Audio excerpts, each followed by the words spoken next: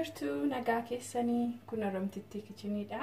Har'ammoo kan isinii qabadhee dhiyaadhe kuduraaf muduraarraa nyaata hojjetamu kan nu barbaachisu shunkurtiidha, qullubbiidha.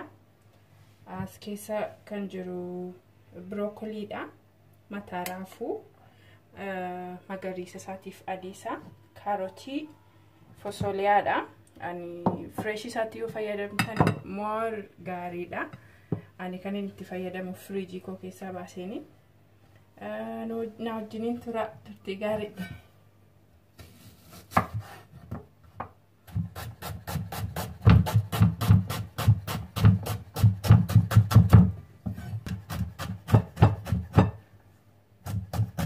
Qullubbii shishifeessee muraara isin yoo barbaadan gurguddistanii muruu dandeessu. Akkuma jaallattanitti muruu dandeessu.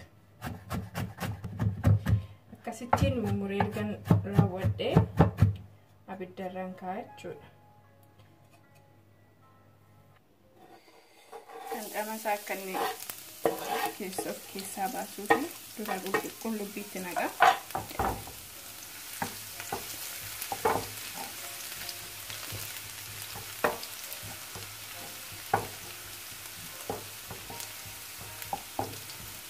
Zayitiidhaan ni jala.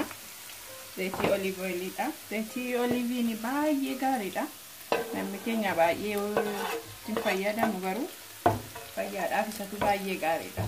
Amma danda'ametti olivaatti fayyadama.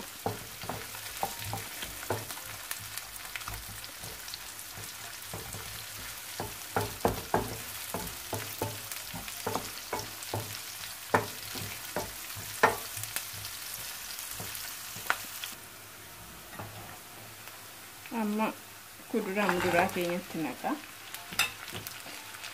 Waan barbaadan gochuu dandeessu. Baay'ee overii misheessuun gaarii miti. Xinnoo masee abidda rukuchiisne irraa baasa. Cabbaadha waan ta'eef immoo cabbaasaa amma inni gadhiisutti.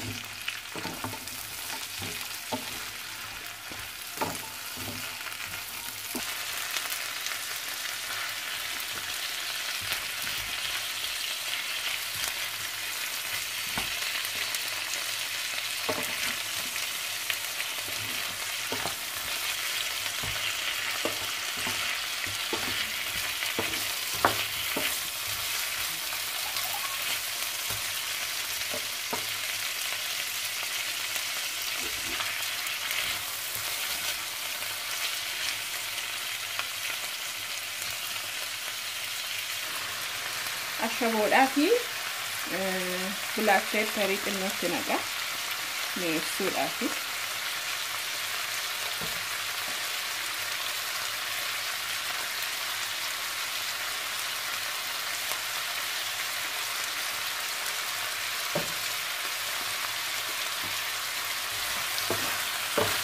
Dhumarratti immoo abidda erga irratti ciftanii booddee qaaraa babbaqasitanii keessa buusachuu dandeessu. Waan akkasiin godha. Qaaraadha. Kana fakkaata.